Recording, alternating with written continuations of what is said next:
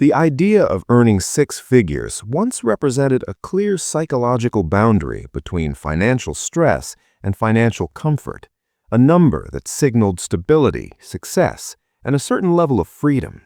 Yet, in today's economic environment, that same number often fails to deliver the sense of security people expect, creating a quiet but persistent confusion where income rises but financial pressure does not seem to fall.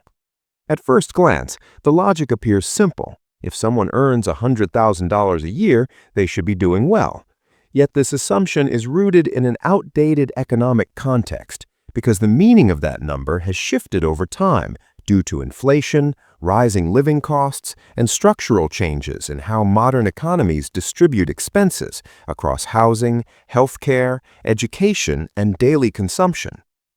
To understand why six figures no longer feel wealthy, it helps to look beyond the number itself and instead examine how that income is actually allocated, because what matters is not the gross income, but the remaining usable income after fixed costs quietly absorb a large portion of earnings, often without people fully noticing how much of their financial capacity is already committed before discretionary spending even begins.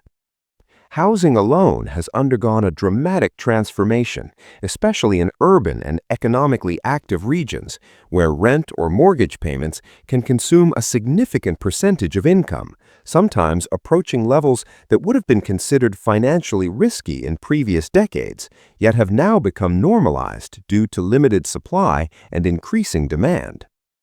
Layered on top of housing are additional fixed costs, such as transportation, insurance, utilities, and taxes, each of which has gradually increased over time, not always in dramatic spikes, but through consistent upward pressure that compounds across years, creating a situation where the baseline cost of maintaining a standard lifestyle becomes substantially higher than it once was.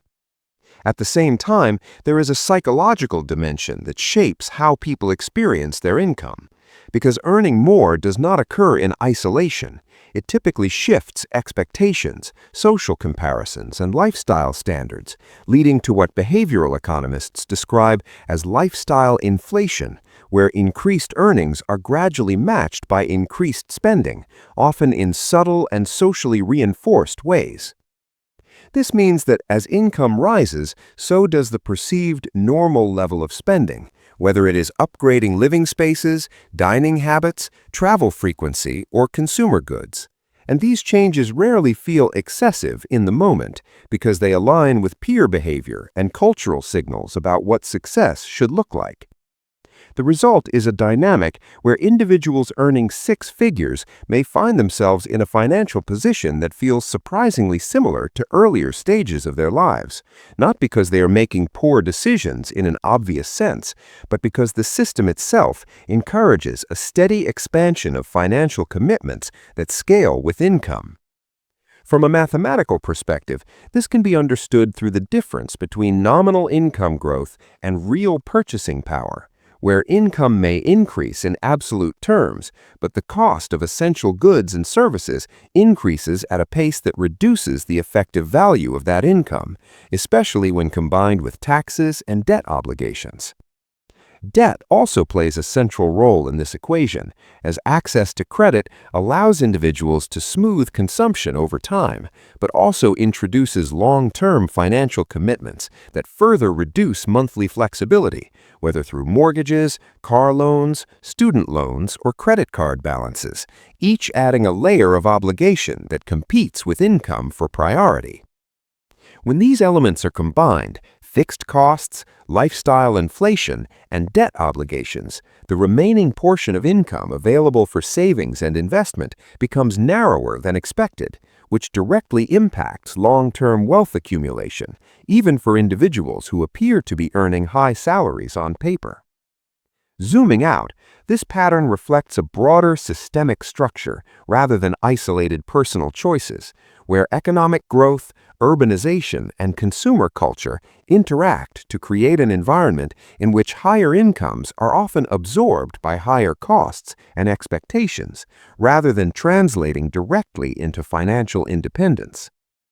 Historically, similar patterns have appeared during periods of rapid economic expansion, where rising incomes were accompanied by rising costs and shifting social norms, gradually redefining what it means to be financially comfortable and moving the perceived threshold of wealth further out of reach. This creates a subtle but important identity shift because the label of being a six-figure earner no longer guarantees the emotional or practical experience of being financially secure, leading individuals to reassess what wealth actually means, not as a static income number, but as a relationship between income, expenses, and long-term financial control. In this context, wealth becomes less about how much is earned and more about how much is retained and effectively allocated, emphasizing the importance of understanding financial systems, behavioral patterns, and the underlying math that governs long-term outcomes. The illusion of six figures, then, is not that the income is insignificant, but that its meaning has changed. And recognizing this shift allows for a clearer, more grounded approach to financial decision-making, where the focus moves away from chasing income thresholds and toward building sustainable financial structures that can adapt to the realities of a changing economic landscape. And in that shift, the conversation around money becomes less about appearance and more about clarity, less about reaching a number and more about understanding what that number truly represents in practice.